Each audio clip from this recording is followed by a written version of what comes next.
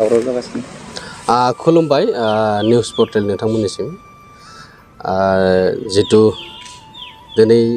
बर' माहारिनि गेजेराव मोनसे ससियेल मिडियायाव दान्थे बिदिन्थि जागासिनो दङ आरो बेखौ जों गासै बर'नि रायजो राजाफोरा नुगासिनो दङ। दुलाराय बाथौ गौथुमनिफ्राय मोनसे बाथ्राखौ जों क्लियारिफिकेसन होनो नागिरदों जे बे बाथ्रानि दान्थे बिदिन्थि जानायनि मेन गुबै जाहोनानो जाहैबाय लुकास बसुमतारीखौ लानानै आरो बिथां लुकास बसुमतारीया थांनाय बैसागोनि 1 खालाराव बर'नि गुबै धोरोम बाथौ धोरोमखौ आजावनानै लादोंमोन आरो बिथांनि न'आव बे दिननिफ्राय जे बिथाङा मोनसे माबा दंमोन मबाइल रिपेयारिं दखान दङमोन आरो मबाइल रिपेयारिं दखान थानायाव बाजाराव थानायलाय बिथाङा रायजोफोरा बा बिथांनि सानैसो मानसिफोरा थांनानै दखानखौ सिफायनो थांदोंमोन आरो सिफायनो थांनायाव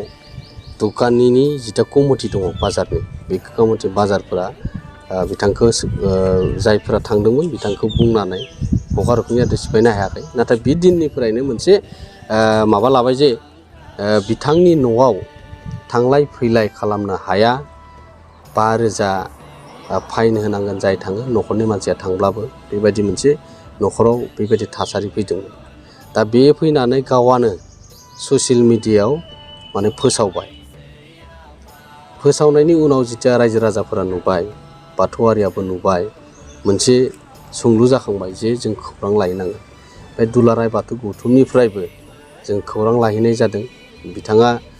सालबारि साब डिभिजननि बारङाबारि गामिनि थागिबि। दा बेखौ लानानै दिनै गुबुन धोरोमनि अर्गानाइजेसनफोराबो बेवहाय थांनानै खौरां लाहैदोंमोन। दा थिग बेबायदिनो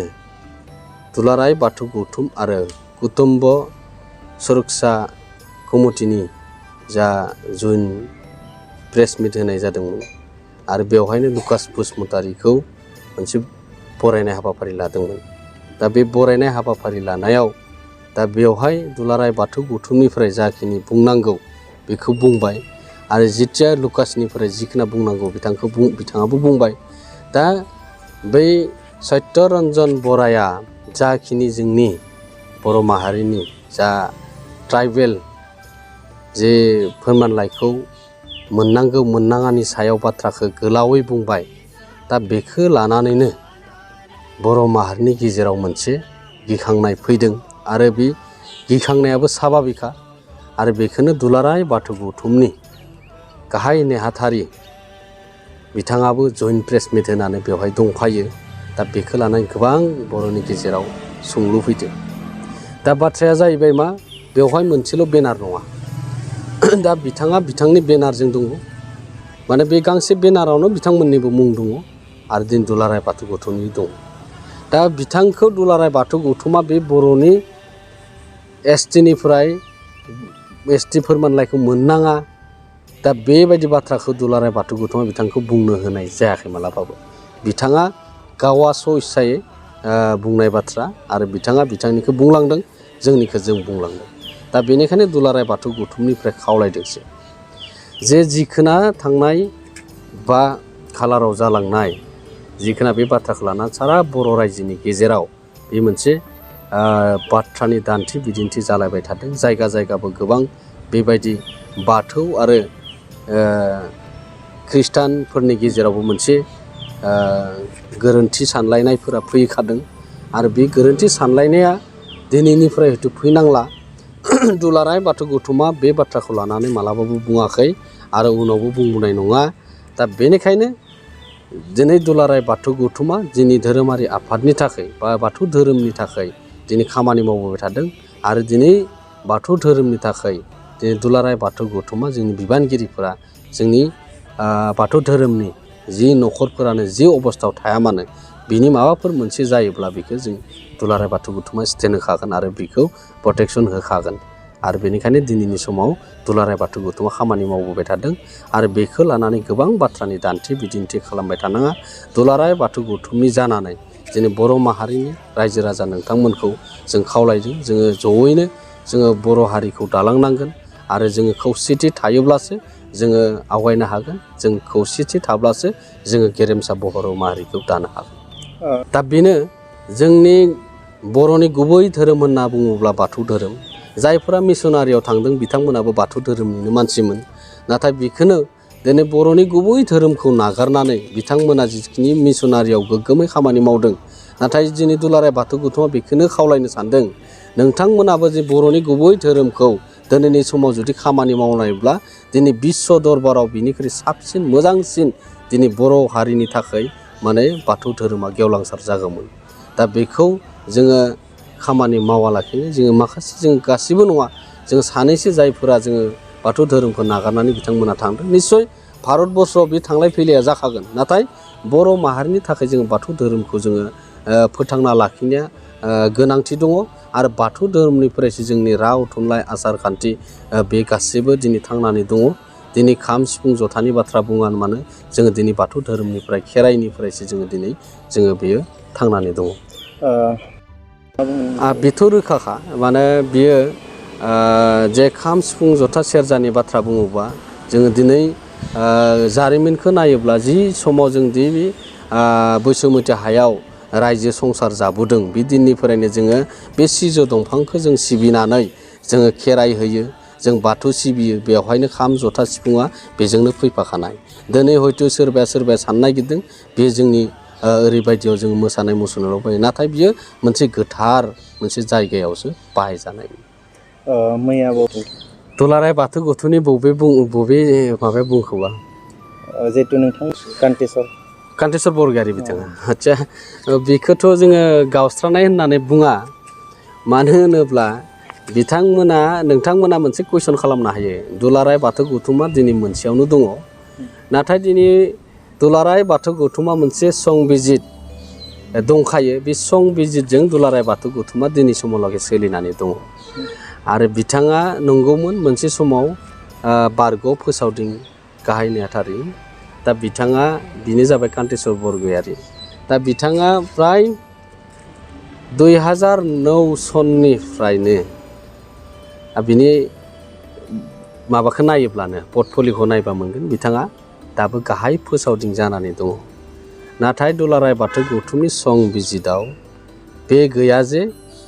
सासे मानसिया मोनसे बिबानाव दासिमावलागै थानो हानायनि मोनसे मोन्थाय गैया जोंनि बे दुलाराय बाथौ गौथुमनि संबिजिता बिथांमोनानो सुजुनानै गालांनाय बे संबिजिता दासिमावलागै दङ आरो बिथांखौ नोंथांमोना मालाबा सोंनो हायो जे दिनैसिमावलागै दुलाराय बाथौ गौथुमनि जायफोरा सिमला हौजौआव जों गोदान मोनसे आफाद दानानै जों गोदान बिबान होबाय दा बे बिबान होनायाव बिथांमोना बारग'दों दा बारग'ना दिनैसिमावलागै बिथाङा बुंनो नागिरदों जोंसो दुलाराय बाथौ गौथुमनि आरो मोनसे बाथ्राखौ बुंदों जे दुलाराय बाथौ गौथुमनि गणेश दैमारिखौ आं सिनाय मोना बबेनिफ्राय फैदों दा बे जोंनि थाखाय दुखुनांथाव बाथ्रा सारा बाथौआरिया मिथिगौ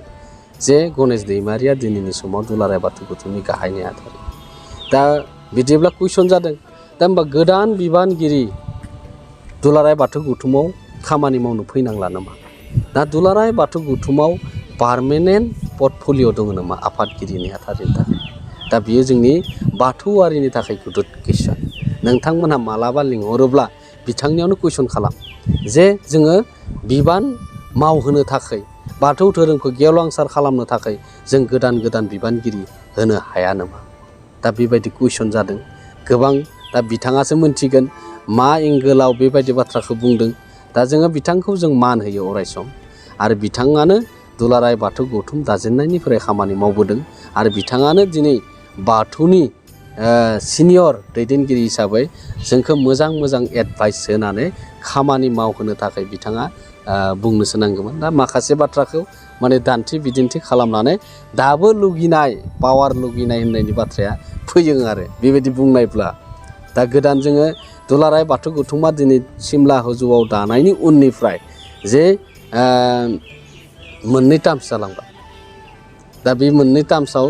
दा बे सोलाय सोल' जालांबाय दा होमबा बिथांमोना दिनैसिमावलागै दिनै दुलाराय बाथौ गौथुमनि बिबानगिरि पार्मानेन्ट जानानै थायोब्ला दिनै एडभाइजार हिसाबै बिथाङा जोंखौ मोजां सुबुरुन होनानै जाहाथे बाथौ धोरोमखौ मुलुगनां खालामनो थाखाय दिनै माखासे बिश्व दरबाराव मुलुगनां खालामनायनि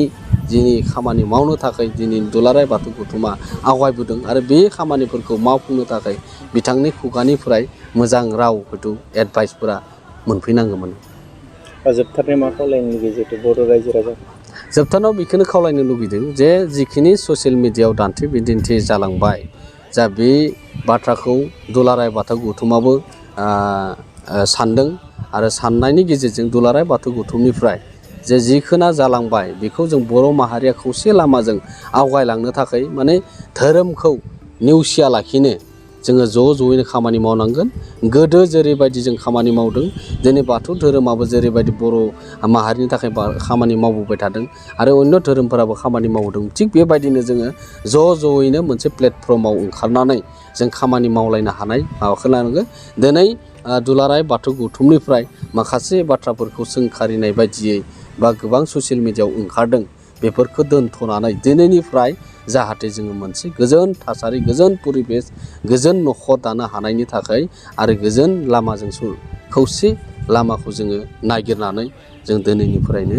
जोङो ज'यैनो खामानि मावनो थाखाय दुलाराय बाथौ गौथुमनि जानानै खावलायहरनाय जाबाय गासै रायजो राजा नोंथांमोननिसिम।